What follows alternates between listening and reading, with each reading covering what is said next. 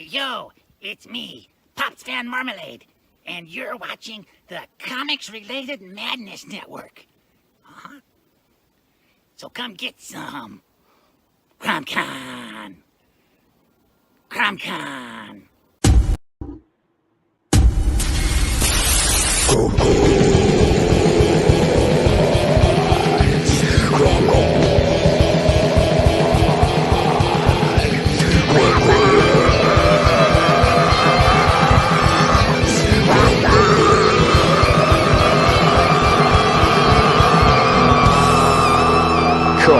get some.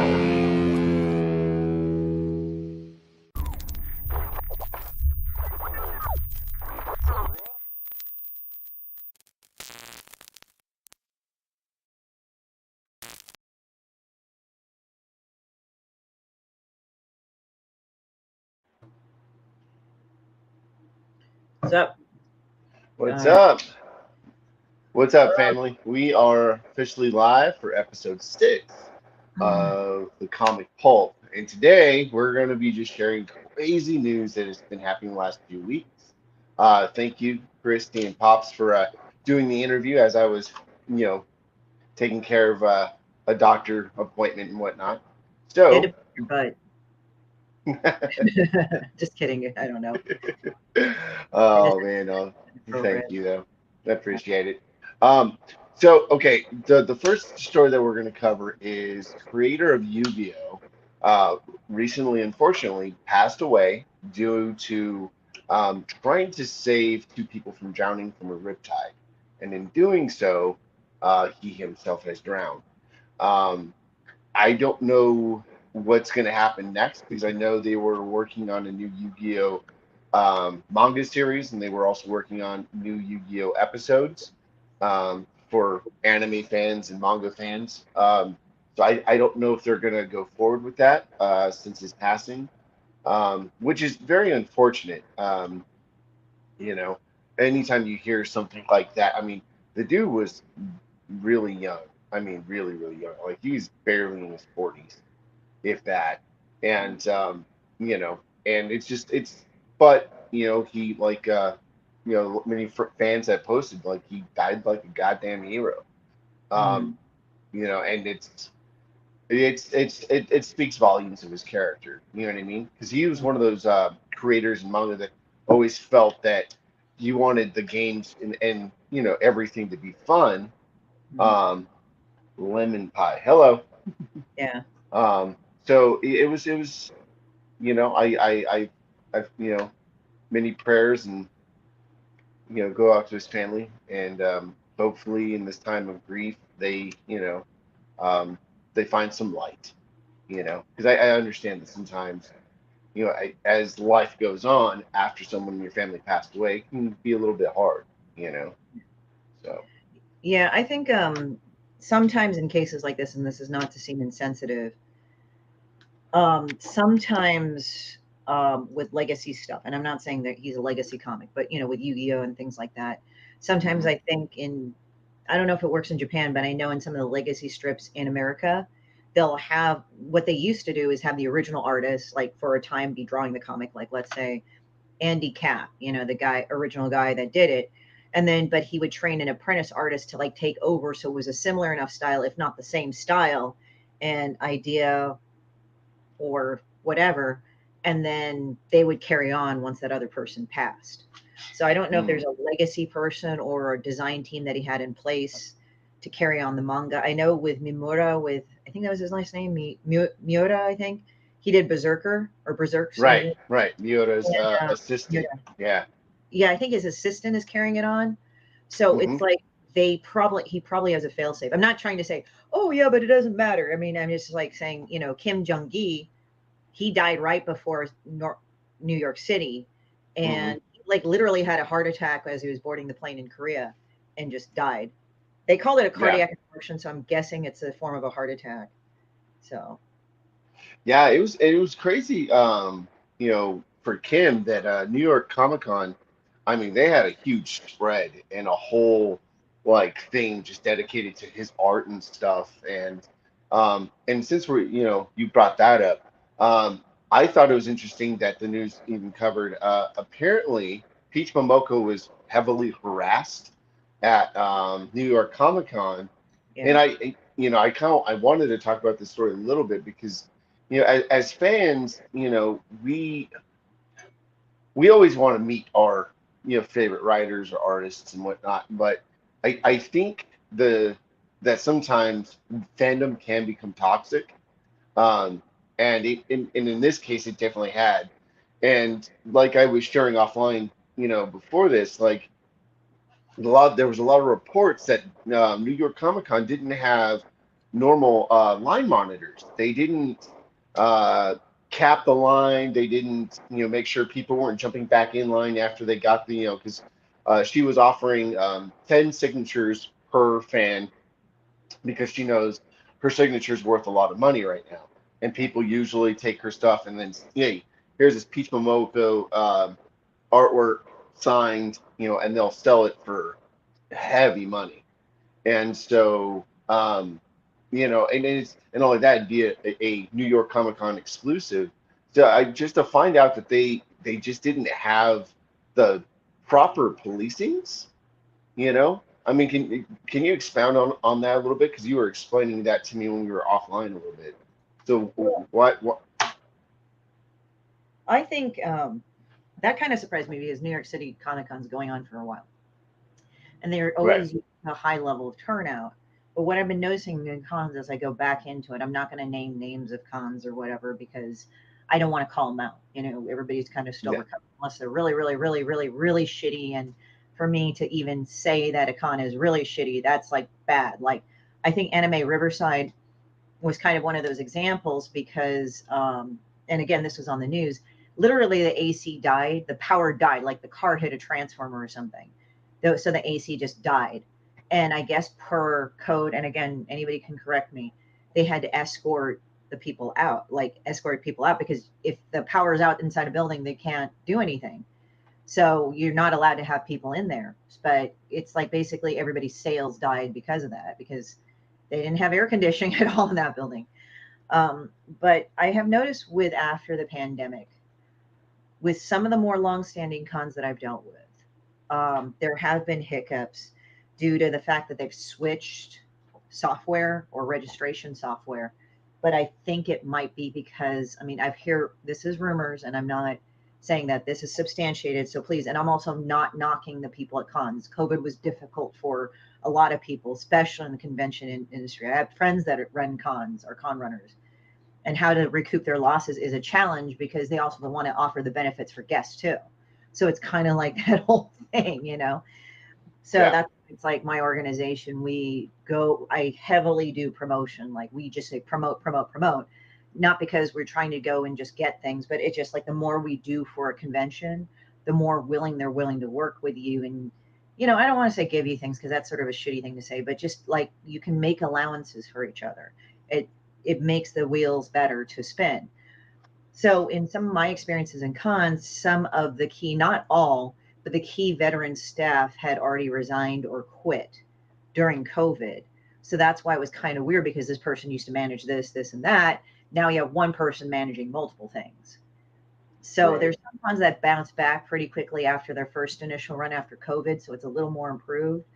Other ones, maybe not so much. And I know New York City Comic Con was a beast to begin with. Like I've not attended that con, but I've heard like Javits Center, it's just crowded. Like even during the days before COVID, because everyone's like all jammed in. Even to go to a freaking bathroom is like an hour during con. Yeah. So that's Well, yeah. no, I mean, New York itself is a crazy story, right? I mean, it's what, 1 million people per like graph mile. I mean, that's a lot of people in such a small space because New York City is not that big. Everyone, I know its nickname is the Big Apple, but I've been to New York plenty of times, traveling for the military when I was still in, and I didn't go to New York Comic Con, but I went to the offshoot that they had one year, and just trying to get into the building um, took us 2 hours because the line was that packed. Yeah. So I can only imagine, and Right. usually, like for instance, San Diego Comic Con, it took us what? almost 3 hours to get in, and and we were part of the show, so to speak, and it so I can only imagine what fans would feel like. But the thing that breaks my heart about this is unfortunately some of the fans have gotten a toxic mentality where they think that an artist or a writer owes them something. And I agree with my friend Chris from Comic Tropes.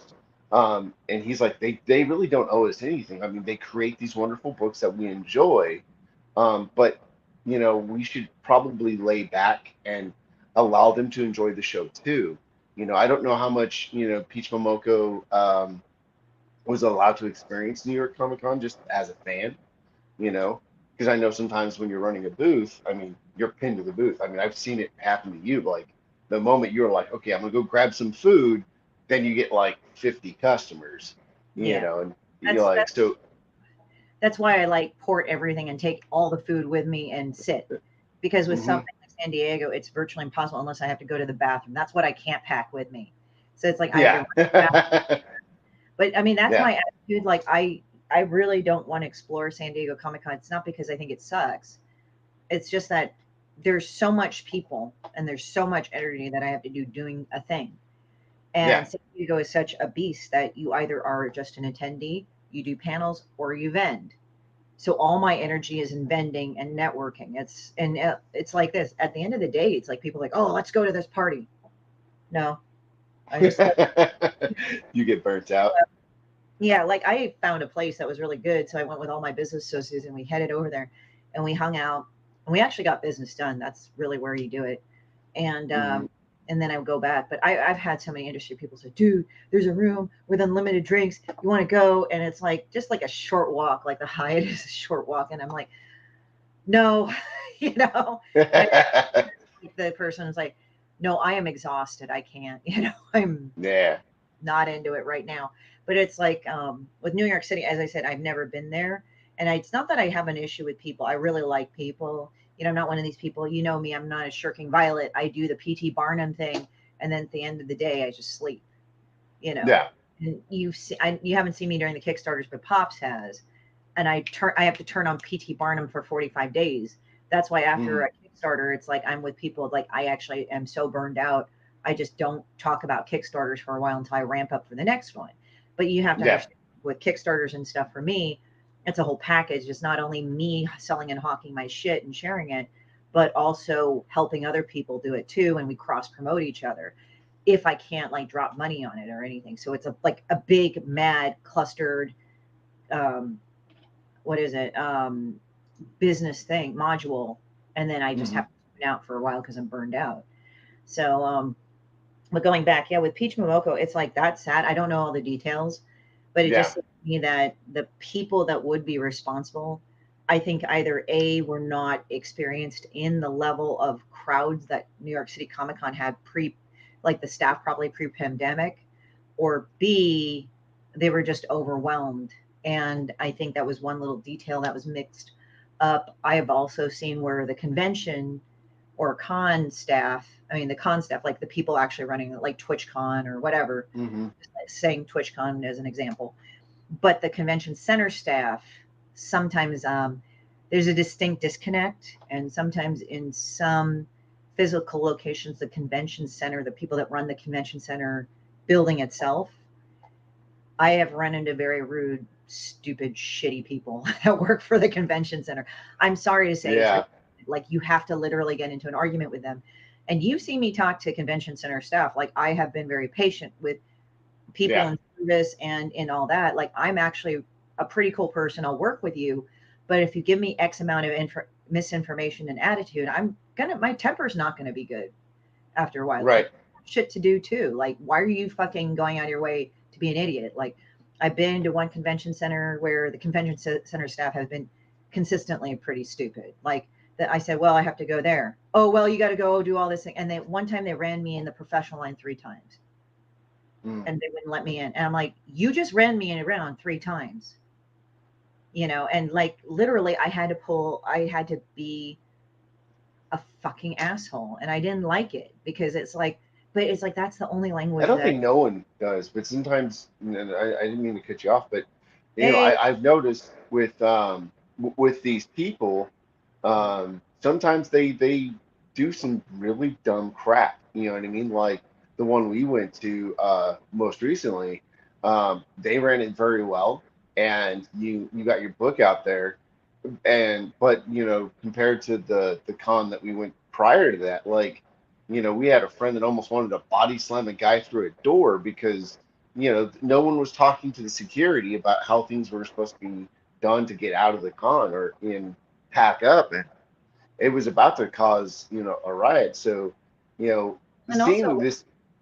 Go well ahead. see sorry, I didn't mean to interrupt, but or one other con, it wasn't the one we went to, but another one that our friends went to, like Yeah. the security wasn't good, and like this one cluster of vendors got their product and money stolen. Oh man. Yeah, it sucked. It happened to a few. It didn't happen to people that I knew, but they were next to people that it happened to. So, but I know what you mean. Like they weren't able to body slam, but that was some shit. By the way, guys, the altercation never got physical. But Yeah. imagine like what is it? How I don't know how tall this dude, the ex-Marine, and Oh, when I he's pretty tall. I say a 6'5", 250-pound ex-Marine. Like, yeah you want to piss that kind of person off, be my guest. yeah But I it's like ain't paying you for your medical bills afterwards. yeah. I mean the thing is yeah, and there's that, and then there's another friend of ours that's probably about 5'10", 6 feet. Yeah. But he's like a big heavy metal looking shaggy bearded. I mean, but he's like as gentle as a lamb. But still, it was just like, yeah, you get those two dudes. It's like kind of funny. Like one from one was Mexican, the other one was a black dude, and they're like, it's like, Oh yeah, they would have broke that poor boy in half if he pushed it any further. And it yeah, was funny because like the supervisor comes over, and is like, "Yep, nope, we're opening up the doors," and then they just finally let everyone out. yeah. Because that was poor planning at that convention. But so it's you know again, if you guys are barely popping on, Peach Momoko, we were talking about how she, after a few years, she has not been on American soil. She flew over here to get to New York Comic Con, and apparently, you know, the con she got harassed pretty bad So because they just didn't have was it ample handling. sexual harassment, or you give me my fucking autograph, you bitch? I'm sorry. More, yeah. More the second one. More the second one. More like you give me my fucking autograph type thing. Oh, And it kind of hurts my heart a little bit because like when we get people coming in from Canada, Japan, Korea that who just love comic books like we do, and they come to these events to sign stuff that they don't have to by any means. um that kind of puts a salt, a mouthful of salt in their mouth about Americans, right? Because like when stuff like that happens, you know. And so, just hear about that. It breaks my heart a little bit. Like, man, they should have been treated a little bit better, you yeah, know. I think that's Um, for him personally. Like, I personally think, and I'm not going to go into the you young kids type of shit, but yeah. even the younger generation looks at their own younger generation and says, "What the fuck is going on?" Like, literally, I had an artist talk to me. They were really cool. They identify as they Mhm. them, but they're an Okay. artist. They did artwork on Instagram. So Hmm. somebody told them, "You upset me because of this, this, and this of your." This wasn't even controversial artwork. It was just like a little demon creature. It's adorable, right? But it was just Yeah. like, you did this, this, and this, and this, and this, and this. I think you met them, right? The one of Yeah. Yeah. but so like very nice person, right? Very nice. Very sweet. Yeah, and that person told me that this artist went on there. I mean, not artist, some commenter said, "Your artwork upsets me because of this technical thing, this technical thing, that technical thing, that technical thing." It just, they were very, very condescending, mean, and rude.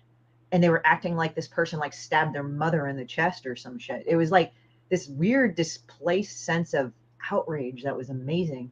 And I don't mean a good way. So this person just calmly blocked them and went on their way. Well, like literally the person that they blocked made another account, took the trouble of making a whole other Instagram account, and wrote to them, "Don't ever bother me ever again." And I'm like, Yeah. it's like Yeah.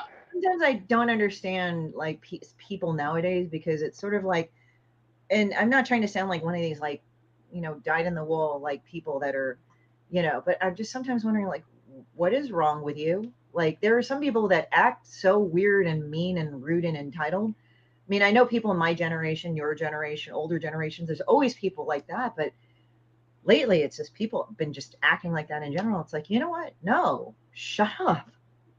Yeah. And I don't know. I mean, as I said, I feel for her. That's really awful. She seems like a sweet, gentle person from what I can understand about her personality. And she's probably a very gracious, sweet person too, on top of it.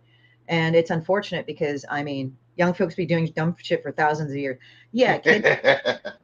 Yeah, I mean, I don't want to Yeah. say like that, but just some people like nowadays, it's gotten to a point that it's like, Jesus Christ, what is up with you people? Yeah. I mean, I mean, to tee off to that, like, because we both watched the comedian Ray William Johnson, and the shit that he points out, like how people will do some offensive stuff for clout on Instagram and stuff, and he's like, why are we doing this? Like, people were ordering drinks there for a while. It was a trend. You order a drink at Taco Bell and you throw it at the server, and people were doing that as a joke. But it's like, no, dude, you're just being an asshole at that point. You're not, Yeah, so to see Peach Momoko to get harassed like this, um, I mean, I'm not surprised, but it is heartbreaking, because we've unfortunately we've allowed the trend of it's okay to be an asshole as long as it's funny. yeah. And No, I mean the thing is what I yeah, is that if you don't go, if people are not included in sarcasm, then it's mean. yeah, It's like, but, exactly. I mean, it's not just young people, Delta Crab. I'm not trying to single out young people. I know I sounded it, but it just seems like people nowadays have this really fucked up sense of entitlement and Yeah. just weird. It's like I Well, never felt.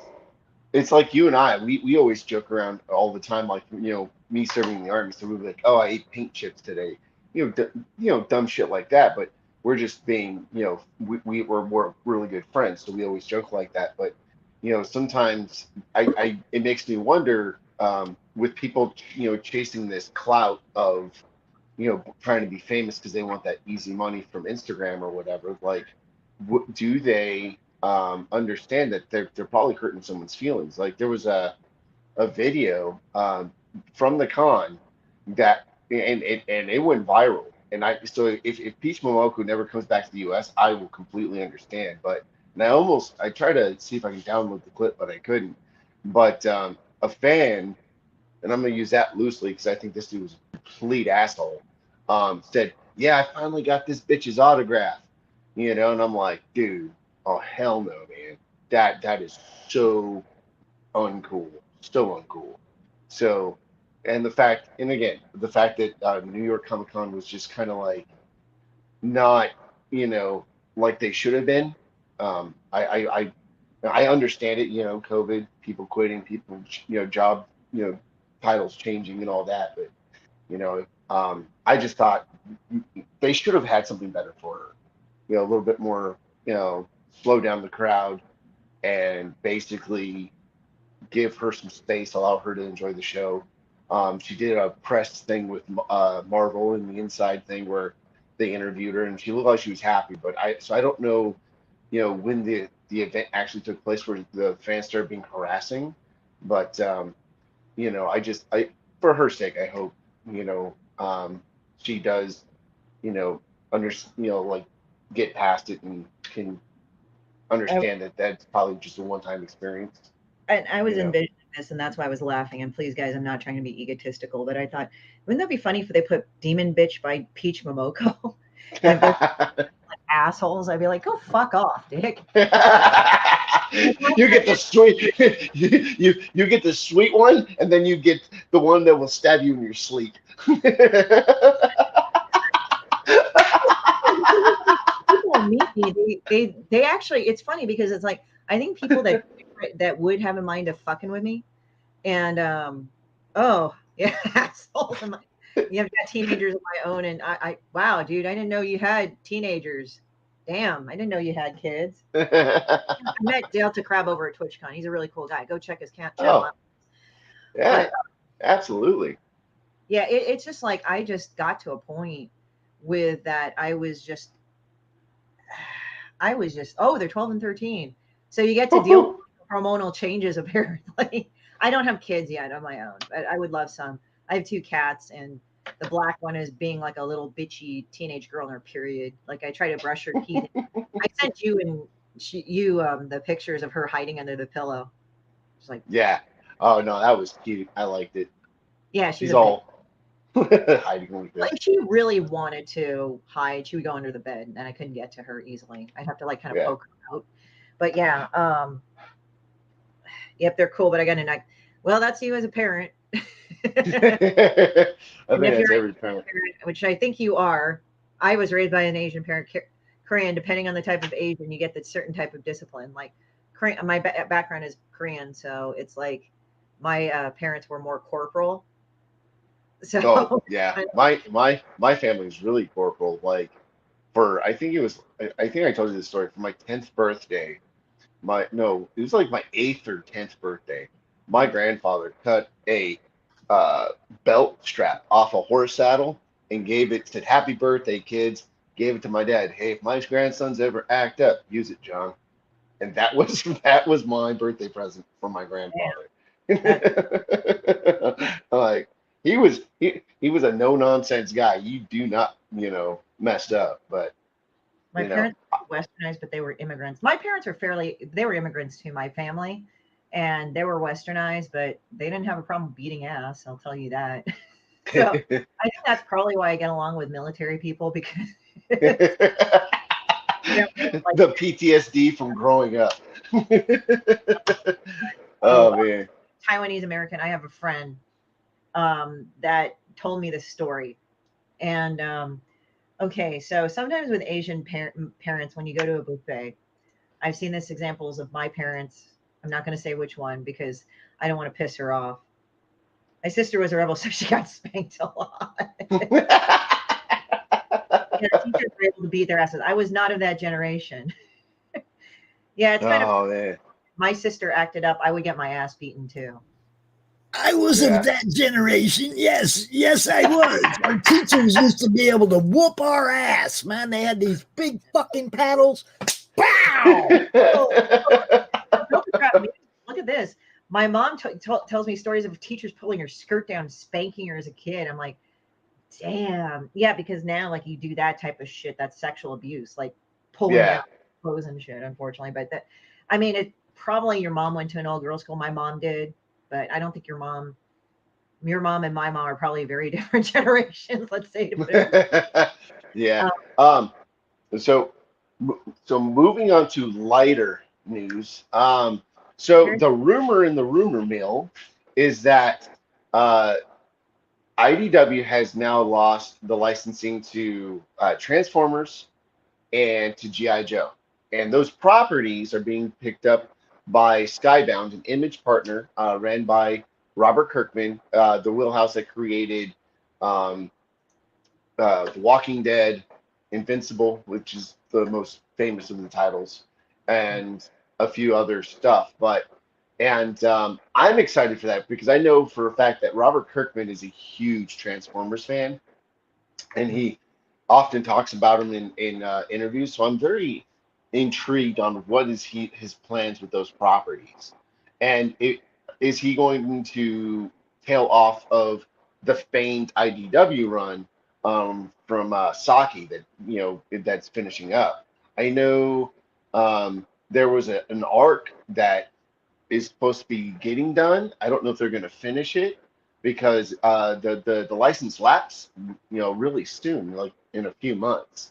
So I don't know if they're ever going to finish the arc, or if it's true that Robert Kirkman's taking it over, if he's just going to reboot it or just keep at it with the same stuff. But for whatever reason, IDW does not have have those licenses anymore. We're not going to see them in their universe, so to speak. You know what's crazy is that IDW did a thing with My Little Pony and Transformers, and I was like, dude, we used to ship those two all the time as kids. Made sense. They're both the same toy company. Yeah. Well, I mean, Delta Crab. Got to get back to work. Well, thank you. Nice meeting you, Delta Crab. Yeah. But you know, so I'm excited because, like, you know, I like, you know, what Robert Kirkman produces, like his side of the wheelhouse of Image. I mean, you know, especially when he saw that Negan was a popular character, so he brought it back for a short stint to help failing comic shops, and to where, like, he was only releasing it in comic shops. I thought that was really cool of him. So to see what he's going to do with Transformers and, you know, the other property, I'm kind of curious, you know, because I know a lot of people were upset with the G.I. Joe run, so much so that's why Hasbro, like, took the licenses back. You know, I don't know what stuff was put in the G.I. Joe that made, you know, Hasbro take the licenses back, but, you know, I'm very curious. So if anyone's watching this that knows, you know, shoot us an email and let us know what was the big offense. But yeah, like, G.I. Joe wasn't selling that well, and I guess the image of it was bombing pretty bad, you know. So made some writing changes, and again, I'm not going to criticize that. I haven't read the books yet, you know. Yeah. So, but I knew there were some writing changes that some of the fans didn't agree with, or whatever. Sparked a couple of very famous feuds, let's say. So that I'll have to take that offline, but yeah. So I mean, for me personally, it's sometimes, like, you know, properties change hands. So we'll see how it does it with Robert Kirkman. I'm kind of thinking he'll probably put more of a razor edge to it, or a darker twist on Transformers. I'm guessing because his work tends to be kind of on the dark side.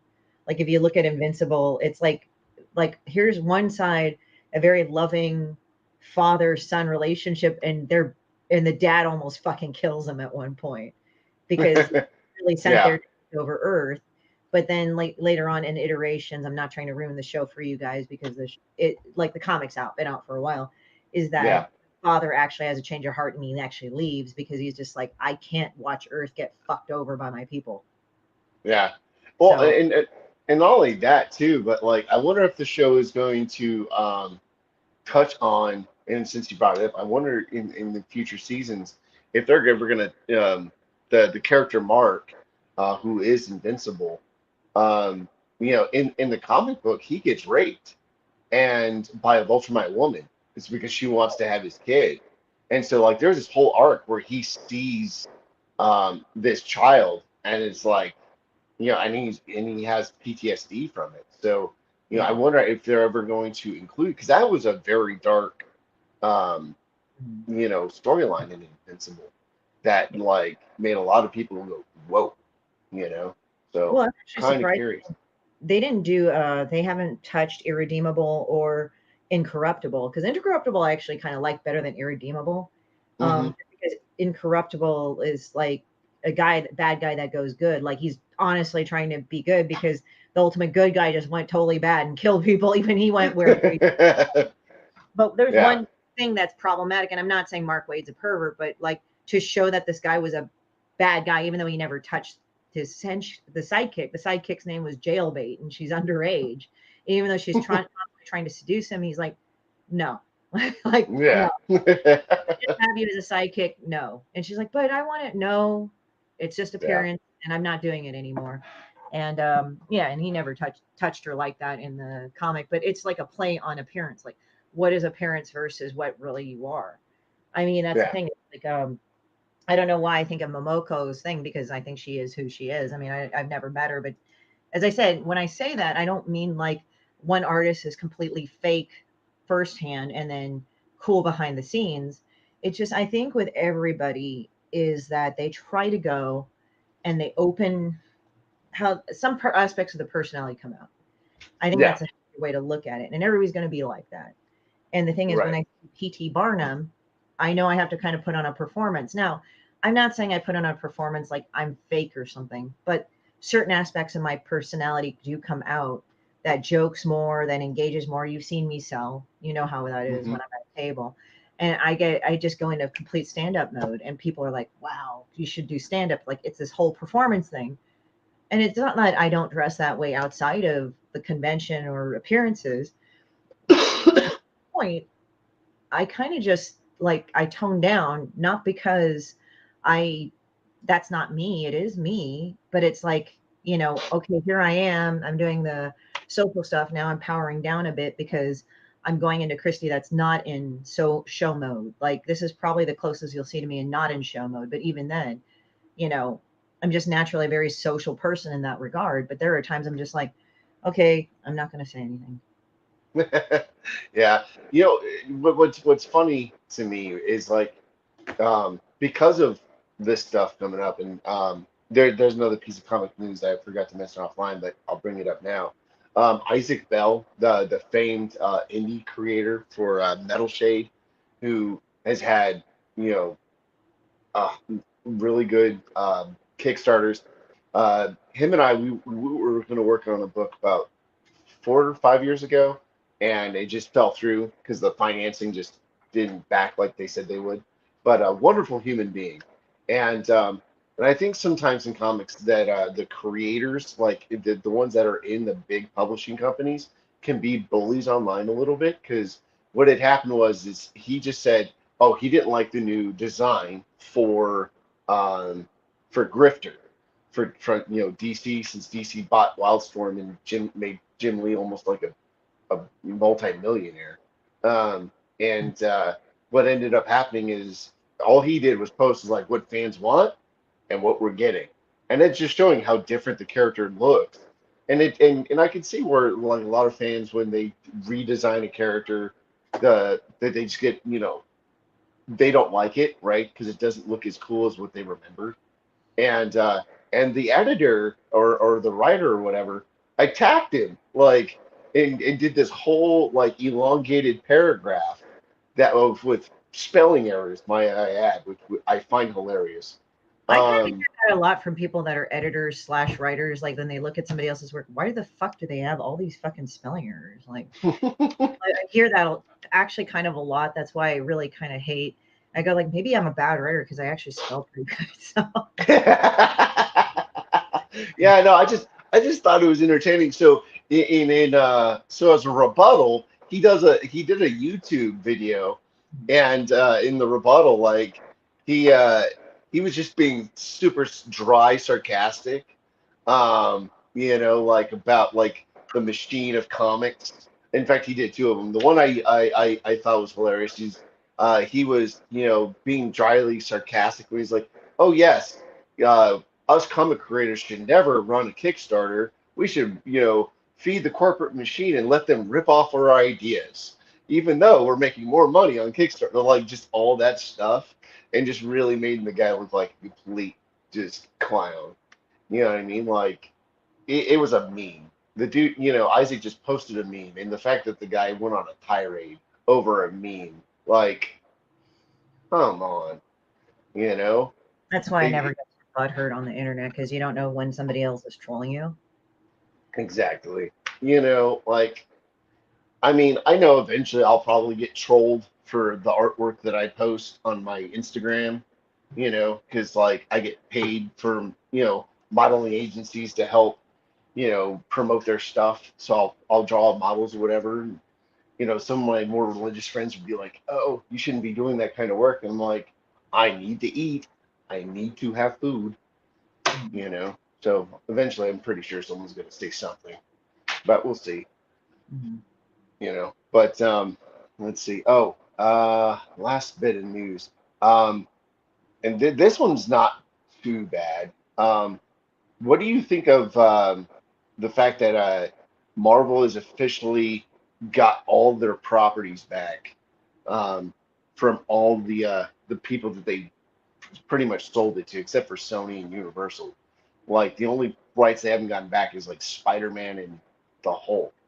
But it's official. Like they've got the X-Men back. They've got almost every property that they sold, and I find it entertaining that the Image Boys that pretty much made Marvel go bankrupt, where they had to sell all those properties, are now over at DC working on new properties for DC.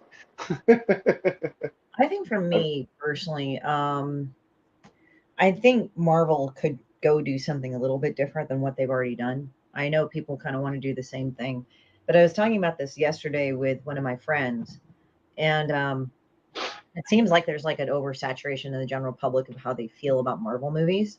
Now you get the hardcore Marvel fans are like, oh yeah, fuck yeah, we're just gonna do that. Like you put fucking like Jean Grey in a paper towel, you're fine, kind of thing. Like that's what she was joking at. But at the same time, again, I'm not trying to shit on people here. If you like Marvel, I'm not saying that you're an asshole. But I think it would be at this point that like Marvel should probably do a movie on Psylocke or something. I think she's a pretty popular character. I mean, the thing is, like, they're focusing on Scarlet Witch. Hey, cool. And I mean, there's only so many people in the fucking universe that you can do. But as I said, I just think that would be really cool, really, really, really cool to really just do something like with Psylocke. I think she's a very interesting character. And I once said at a comic panel, because I'm a little asshole troll, I guess. I don't know. But I said, yeah, Scarlett Johansson, you know how Black Widow's dead? She can go play Psylocke because she's a white girl that turns Asian. And people are like, oh, damn. Oh, man. Shitting on Scarlett Johansson. I forgot that writes it, Shiro and the director. They signed off on it. I'm not shitting on her. But it's a joke. Because, like, the thing is... Well, that reminded me of the Joseph Coy joke. He's like, yeah, I dated an Asian woman once, but she was so white, even Scarlett Johansson wouldn't even want to play her. Like... So I was just like, so that just reminded me of that joke. I'm sorry. Just of course hilarious. Okay. So for people that are not familiar with Psylocke, she was a ethnically British. She's Captain Britain's sister. And she has telekinesis, telepathy. She's kind of like Jean Grey in some ways, but I think she's more of the physical aspects of telekinesis and those things. She can manifest things, where Jean Grey... I don't know if Jean Grey really can. She's just more telepathic. She can go into people's heads. She can move things with her mind. While Psylocke can do that, it's mostly she can manifest solid objects out of nothing. All her mind. And even in the current Psylocke iteration, she's actually like more able to do that, because the thing is, the reason why they made her Asian, and I will touch on one of the dumbest things I've ever heard on at a convention is that they said, oh, they made Psylocke Asian because Jim Lee could only draw Asian women. I'm like, go fuck yourself, asshole. That's what I told that dude. I'm just looking, I'm like, because I don't want to make fun of people at cons. Like, I make my living from people at cons, but there are times where it's like, what the fuck are you just saying? Like, I literally talked to a dude that was telling me that Todd McFarlane traces his shit. And I'm like, you mean traces over his sketches? Is that what you're saying? Because I've seen him do that. Like he'll do a blue line sketch. And he said, no, he traces over things. He traces. I saw it. I'm like, okay, then, mister, you got dropped on the floor when you were a baby. And I'm going to leave now. Well, I mean, and not only that, but like if someone rotoscoped something, like, Bradstreet was Bradstreet, and who else did that? There's like hundreds of famous comic artists that like saw a model they really liked, took their repertoire of photos, and just traced over them for the comic panels. Like Bradstreet being the most notorious one, because like he did Punisher for years when it was on the Max series. Yeah, but it was still hard. Like, I mean, I've heard to save time they trace over. I'm not saying McFarlane. I'm just saying in general. Yeah. Over the photo, like the poses, but then they'll put in their actual artwork. Right. But this guy was intimating he traces over photos like per verbatim. I'm like, how come you like? I just looked at him like, you're fucking stupid, dude. Yeah. Like, wow. But going back, okay, so yeah. So the thing is that so what happened was that Psylocke got into a fight with Spiral, and I guess in the 6th dimension, she got fucked up, and she won, but she didn't know also that Spiral had replaced her eyes with cybernetic eyes in the meantime, so that she could spy on her, track her. So what ended up happening is she became amnesiac, and there is this Japanese assassin named Kwanon who became brain dead because she got into a fight with her lover because they were protecting both different masters. And I think she worked for the Mandarin. So what ended up happening was that she was brain dead, so they merged the two consciousnesses of the two women together. And more of Betsy Braddock, that's Psylocke's actual name, went into Quanon's body, and more Quanon's personality went into the old Betsy Braddock body. The old body called herself Rovange. The other one called herself Psylocke. So that's why she changed appearances. So Yeah, well, that just sounds like a badass movie right there. Just like that brief, you know what I mean? That would be cool to see that in the trailer, seeing them switch his body over to preserve, like that'd be cool, man. Yeah, I mean, I think that would make it really good. I mean, it's not like the first time that they've switched heroes. Like Chris Evans was actually Johnny Torch or Johnny Torch, Johnny and then Blaze. in Captain America, that was more what he was known. And this was in the same universe. I mean, Ryan Reynolds, that part was made for him, for Deadpool. Yeah. I think even admitted, yeah, he looks like fucking Ryan Reynolds, and he's Canadian. Yeah. And it was this big joke. So it's like, okay, well, I mean, I will say this. I find Ryan Reynolds actually very attractive because he doesn't take himself seriously. Yeah, I could see that. Like, and not only that, he's always trying to make everyone in the room laugh. I could see why a lot of women are attracted to that style of personality. Yeah, and then the feuds that he and Jackman have, it's really funny too. It's like Aviator Jen. And he says, "Well, here I am promoting your coffee. What'd you do?" And just fucking Hugh Jackman opens it up and lets the bottle. He just dumps it. Just dumps it. There, and then he's like, but they're doing a Deadpool right now, so it's like Deadpool and Wolverine. Yeah, they're waiting on that. Like even as a joke for Logan, because spoiler, Wolverine dies, but he's really old at that point. His regeneration is like he's over 200 to 300 years old at that point. So, right. So what the thing is, what's funny with him is when he plays Logan, and I think around the time Deadpool 2 came out, and he came out and he's like, come on, Wolverine, we got to do something. He said, all right, I'll dig you back up. So he just. So out of curiosity, like, what's this obsession with Wolverine? Not with Deadpool, with Wolverine, really? Do they just squad together? Is that actual canon? Yeah. So yeah, no. In the actual canon, like in Wolverine's thing, and now it's the more rebooted canon because the original Wolverine stuff about the Weapon X program, they were brainwashing people and like mutants that had special instincts to be good hunters and then brainwashing them to become assassins. And in the original Weapon X stuff, like it was, they would get one and then they would send them on alone missions. But then years later in the 90s, early 2000s, it was more like a team. So, but originally that, and from that team is where it sometimes gets muddy because sometimes it's Omega Red's in it, Saber was in it, Wolverine, Sabretooth, Deadpool, and like so. But like the ones that really just stay in the Weapon X program that has never changed the canon after that though is Wolverine, Sabretooth, and Deadpool. The other ones kind of change around depending on who the writer is. So why does he have this infatuation with Logan Wade? Oh, why does he have a infatuation? Yeah, come on, do something. I'm like, yeah, it's because you don't know really where it comes from, so it can be funny to people not familiar, but at the same time, it's like, yeah. Well, Wade's infatuation with Wolverine is because of the fact that like Wolverine always gets to be like this hero and everything. So Deadpool wants to be better than him, but at being a hero. But then he does a whole bunch of diabolical like evil shit. So he's an insane character. What can I say? And the fact that they're bringing those two fan favorites together for this final Deadpool movie is pretty cool. I think. Not only that, in current canon, I believe Deadpool. Wolverine and Deadpool have a truce. I'm pretty sure. So I don't know. Because Wolverine gets annoyed with Deadpool. He's like, "Fuck off! Like, leave me alone." Yeah, but he's chopped Deadpool's head off like 5 times that I can remember. Yeah. So. But yeah. But he and Hugh Jackman are friends. But going back, it's kind of funny thinking on one of the other other people that I have noticed that have done certain weird things like that.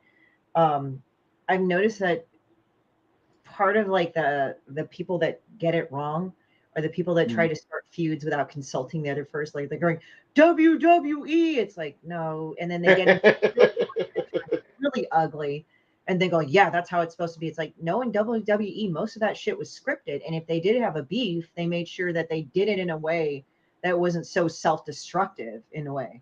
Yeah. Like you had The Rock, you had Goldberg, you had Stone Cold Steve Austin and shit. You know. Yeah. Well, I mean, that's kind of the reason why a lot of people can view WWE as comic book entertainment, because there's a lot of that element. The characters are larger than life. They rehearse, they practice, and some of them, they do get hurt. I mean, like I've been in a wrestling ring before just to see how it was like, and those matches are not as giving as people think they are. Because at the end of the day, it's still a boxing ring with a pad, so it does hurt when you get body slammed on it, But yeah. Anyway, I just think that if you have to do a feud for theatrics, make sure it's all planned out first, Oh, you mean like the Kanye West, Taylor Swift one that got leaked online? That their whole feud was a fraud, right? Yeah, it was all a fraud. Because I mean, people go like, "Oh, Kanye, he's just nuts and everything." It's like, he's a troll. Yeah. Like, have you noticed that guy doesn't actually get into real trouble like it seems like he does? But have you noticed, unlike Ezra Miller, he doesn't run into have issues with the law. He just says a bunch of crazy shit, and people go ape shit. Like, I'm even kind of at this point where him and Kim Kardashian's divorce isn't real. They're just doing a bunch of like crazy shit for play, because he said, "I don't even think I even received the divorce papers," and I'm like, I'm pretty sure you haven't, because you guys really aren't divorced, because this is a joke with you guys. Because I mean, yeah, him and Kim Kardashian, they're like both media whores. Like people go like, no, he's crazy. He just lost it. I'm like, no, that's what he's I don't think he's that crazy. I mean, he went from being a millionaire to filing bankruptcy to becoming a billionaire. Like, I don't think he's as, sure, does he need like antidepressants? Possibly. A lot of creative people do. Like it's not uncommon, but when the brass tacks comes down to it, that dude knows exactly what he's doing, when, what time he should do it, all that. Like, you don't become a billionaire, not being of sound mind. You know what I mean? Yeah. Like, well, I mean, that's just unheard of. Like, the thing is, you can tell the kind of the difference between somebody who's really, really lost it compared to somebody that's actually like pretending to lose it. But as I said, he doesn't have any run-ins with the law. He never gets thrown into prison. He doesn't have any drug charges. He doesn't have any of that shit. Like, I'm saying, like, that guy is like completely clean his record, right? Mm-hmm. But people are insisting, oh, he's nuts. He's nuts. He knows exactly what he's doing. Now, you take Ezra Miller. That guy just looks like he had a total mental breakdown. Like, it looks like he's had an issue with drugs. He's racked up all these assault charges, and they're not made up. These are not like, oh, we just pretended and we have no jail time. It is like serious bad stuff. And this is due to a mental breakdown, I think. Which makes me think like what, WB and DC are going to do with him. Because, I mean, the Flash movie comes out next year. It's already done. And they've already canceled the Batgirl movie because apparently it was so bad that they just didn't even want to use it on test audience. Like, which sucks, because I can, from the leaked footage of them filming, some of the scenes looked like pretty cool. Like, they actually had Firefly in it, which is, most people don't even know about that villain unless you're like a hardcore Batman fan. And so I always like when, and it's heartbreaking for me as a fan, because it's like, it seems all the villains I like, when they do make a film with them in, like, they cancel the film. So I'm trying to remember. I haven't heard that one. He basically, like, he just has a giant propane tank in the back, and he shoots flames at people and sets them on fire because he's nuts. That's a I wouldn't. I mean, because Marvel and DC rip each other off all the time. I wouldn't be shocked if Firefly would, you know, a They have ripoff. Captain Marvel, but that's technically DC. But then they have there's a Oh yeah. Captain Marvel or Mr. Marvel, and then there's Captain Marvel, and it gets kind of confusing. Yeah, no, actually, that's actually very interesting. And since we got 5 minutes left, I'll try to do this in the brief thing. So Captain Marvel was Shazam. He was always Shazam. And then Timely became Marvel, and then it was the British have their version of Captain Marvel. Marvel bought the rights to that, and DC allowed the name Captain Marvel to lapse. So then there was like a huge debate in the 50s that happened, and they did this legal thing, who should own the thing. So this is what they've come up with. Marvel can use, both publishing houses can use the name Captain Marvel. But for the book, it will say Shazam, but he is known as Captain Marvel in the lore. So that's why when you like play like video games and you click on Shazam, they'll say Captain Marvel. You know what I mean? Because technically Shazam's name is Captain Marvel. Shazam is the actual the wizard that gives him his powers. So, and then Captain Marvel and Miss Marvel and all that. I mean, obviously they wanted to utilize their name, and, you know, like the Marvel comic book name in characters. So, you know, that's the agreement they have. I know in recent years they're still trying to sue each other over certain things because, like, I think anytime they use the Marvel name, like each production gets like a piece of the pie, and I think they like withheld, like, I think Captain Marvel the movie made way more money than what they told people, so there's like a lawsuit over that. I know that for a fact. I don't know how that one's going to go though, and I don't know who's getting paid what, because it seems like a lot of old, you know, creators' families want the rights to certain characters, like Steve Ditko and Stan Lee's families want the rights to Spider-Man. So I know they're suing for that. And then and Jack Kirby, his family's fighting for certain rights too, because a lot of people don't know, like, the reason why they were paid page rates back in the day was because, oh, what's up, Pops? We gotta end this one and start the next one. Sounds good. Oh, that's cool. All right. Sorry, folks. Well, thank you for viewing. All right, Pops, close this out, man. Yeah, you guys know what's up. Set up for the other one, so I'll see you guys in a bit. Yeah, we'll be over there doing it again with Christy on the lunch hour, and you know, see y'all in just a bit. What kind of commercials do I got over here? Let's see. What do we got? Where is it? How about that one?